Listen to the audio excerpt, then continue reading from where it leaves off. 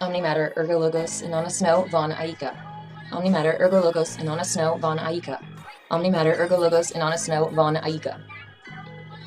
I only have 3 things to say to atheists. There is no proof for the Big Bang, there is no proof for the heliocentric globe Earth theory, and there is no proof for Darwinian evolution. Sorry.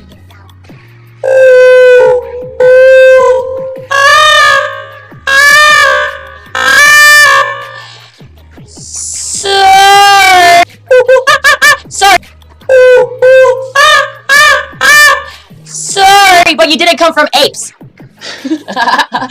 Omnimatter ergo logos Innana snow von Aika. Omnimatter ergo logos Innana snow von Aika. Omnimatter ergo logos Innana snow von Aika from Mount Shasta on this beautiful flat earth. Warka is a name that is a combination between the English word war and the Sumerian word ka, which means before you sharpen any blade, you're going to want to wash it with soap and water. That will remove any elements from your blade that should not be there. Secondly, you're going to want to wash it with oil so that you get any oil-soluble elements off of your blade. Then you're going to take a file and hold it at a 22-degree angle and sharpen. Of a bad snowstorm happening on the day when the supposed wannabe Pindars are in Mount Shasta, expecting me to be there. What, you had an appointment with Pindar? What the hell did I get myself into here? Let me add that I didn't know that I was supposed to be there. I did get a feeling that I was supposed to go out, but I didn't know what I was supposed to go out for. Oh, yes. Thanks for clearing that up. What the hell is going on? There are absolutely no coincidences in this reality. So, let me wrap my mind around that. Coincidentally, there was a snowstorm when you had an appointment with this Pindar fella. Well, you didn't even know you actually had an appointment with him at Mount Shasta, which was merely a gut feeling. And while you had your gut feeling, a snowstorm came rolling in to stop you, Miss Snow, in your tracks to go to your appointment. That wasn't even an appointment. That's quite a coincidence, no, isn't it? Which you don't think exists. Now, what I'd like to know is where this machete comes in. Also, I don't want to know. Can I go now? And that snowstorm happened to keep me from going to Mount Shasta. But you just said you didn't even know you had an appointment with this Pindar fella at Mount Shasta. I don't know what's going on. But why am I still here? I just tried to polish my sword. I mean, sharpen my sword, right? So, now what? What are we doing now? Waiting for Pindar with my freshly sharpened machete. Oh, alright. For a minute there I thought we were going to throw down. Also, I'm still unclear on this Pindar fella. So, congratulations.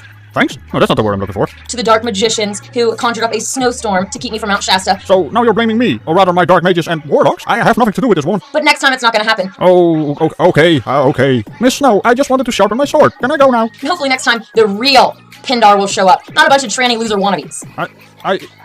Okay, Google. Who the hell is Pindar? According to Wikipedia, Pindar was an ancient Greek lyric poet from Thebes. Well, that makes even less sense. Miss Snow, what the hell is your problem? Did you write you a bad poem or something? So you're going to sharpen on both sides until you feel like it is sharp enough. So now we're back to the tutorial of sharpening your knife. Are you avoiding my question? Alright, that's it. I'm out of here. I'm so done with this. I just wanted to sharpen my sword, and instead I got pulled into some kind of, I don't know, romantic squabble? To be quite honest, I don't even think Pindar knows she exists. So that's gonna be awkward, especially if she comes at him with a bloody machete. So I'll see you later, Miss Snow.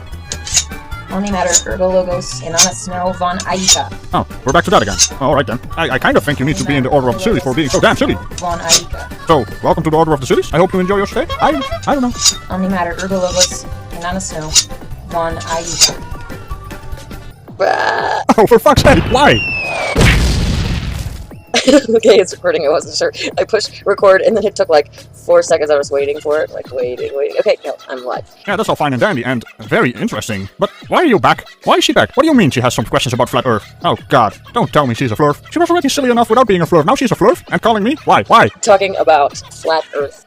Fine. I just wanted to learn how to sharpen my sword. But it seems everywhere I go I encounter sillies. And I was thinking about even when I was younger, I've never liked numbers.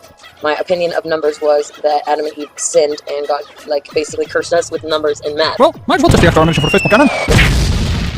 I'm like, why do I need to learn how to do this math when I have a calculator? I have a computer at home that I can literally type any of this stuff in and it'll give me the answer. It's just wonderful. Isn't it wonderful we live in these amazing modern times where we basically have a pocket smartphone which can access the internet and all kinds of information about all kinds of stuff you want to know, or also calculate stuff. And I will never go into a profession that makes me deal with numbers. I promise you, it just helps. It's just... Alright, fair enough. And basic math will suffice in the real world for most people. So, math was always terrible for me, but then... Yeah, I can understand those struggles. Not because I was struggling with it, but I saw other kids definitely struggling with math. But it's not because Adam and Eve ate from the tree of knowledge cursing off with math. I mean, first of all, that's entirely based on unfounded claims. And second of all, it's kind of the education systems and their curriculum of math. They're trying to give you a complete package. And further down the line, you can basically specialize in other things, which don't really require math. So there's that.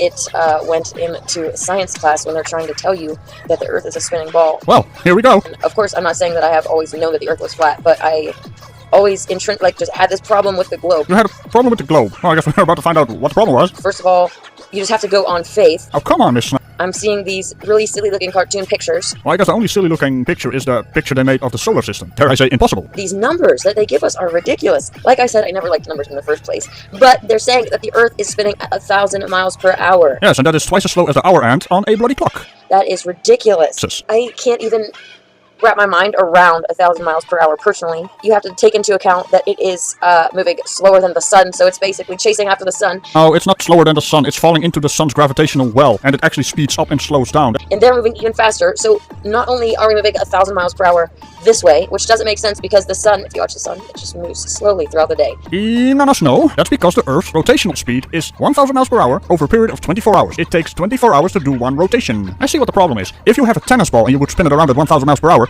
that would be exponentially faster than the Earth's rotational speed. I guess that's what all the flurfers are hung up on, isn't it? 1,000 miles per hour, and that's how slow the sun's moving. Like, are we underwater in time warp, slow motion type fucking shit? Because that sun is moving very, very slowly for me to be moving 1,000 miles per hour. It just doesn't really make any sense. So this is the biggest issue you flat earthers have. You think the sun is very close, and if you move around, let's see, how can I explain this? So if you're driving in your car, the cars next to you, driving the opposite direction, are moving really fast in relation to what you see. However, if you were to look at, for example, mountains in the distance, they would visually be moving really slow. The further away something is, the slower it appears to be moving in relation to your own speed. And well, I guess the opposite is true. If you turn your head around, the further away stuff is going to move much faster visually. Well, that's not the point. And to even look in the direction of the sun, it is not 93 million miles away. It's really strange, because if you look at it with a solar filter, it doesn't shrink in size at all when moving away. So it must be a really large object, really far away. They make these numbers so big that... That's what she's... No, I won't do that. Contrary to popular belief, I don't do puns, right? If you aren't, like, really into numbers and you're in school, you're just like, yep, I accept that. And well, so far I can't fault her for that. Math can be hard and really boring for people who have no interest in that. You can't even do anything about it because these numbers are so outrageous. Well, holy hell, numbers really do a number on her, don't they? I think we broke her. She broke herself by thinking about big numbers. The Jinn of Iblis like to... The what? Play with numbers. What did she just say? Jinn of Iblis? Well, no. Okay, Google. What does Jinn of Iblis mean? According to Wikipedia, gibberish, alternatively gibberish, jibber jabber, or gobbledygook, is language that is nonsense. Well, isn't that cute? Google taking the piss again. Either my pronunciation or it's the word itself. So, apparently it's the devil. I just looked it up because Google Girl doesn't understand what I was trying to say. And make all these numerological connections throughout the whole control system. Oh, I'm sorry, I wasn't paying attention. The devil has a control system and likes to play with numbers. Is that what you're going on about? That's probably what she's going on about. What's next? Is a hidden government? With, like, the Illuminati events happening on specific number dates and all this stuff. But, yeah, they're the ones that like these numbers. They're the ones that make the... Worlds go round? I don't know. I'm just playing with words now. Einstein's... Fucking Einstein. Math problems that just take you 5 days to figure out, and then it's just like... Time is relative? What? Did I break her? I don't know. The average person can't wrap their mind around it without being demon-possessed, I think, so... Oh, come on. Really? That's all that I wanted to say about the flat Earth. Well, it's not as bad as I usually encounter, but it's still really silly. You know nothing, Innana Snow. Although it is rather interesting you went into the occult version of the flat Earth, which was kind of refreshing, but that's also because you're a witch, right? I hope she's not gonna cast a spell on me or something. And heliocentrism. What is so funny about a bigger ball being surrounded by smaller balls? Or in other words, smaller balls revolving around a bigger ball? When I make a video about a gun, I like to be in the video with the gun. Alright. Where are the cameras? Is this a prank? This gun's name is Warkey. Oh, let me guess. That means something silly like war knows or war ear or war I don't care. Warkey is a mixture between the English word war and the Sumerian name for the mother earth goddess Ki. As in, get the hell out of here? Warkey is also known as the Rod of Iron. Alright, well, that is a cool name, but I still don't care, Innana. And demonetized, but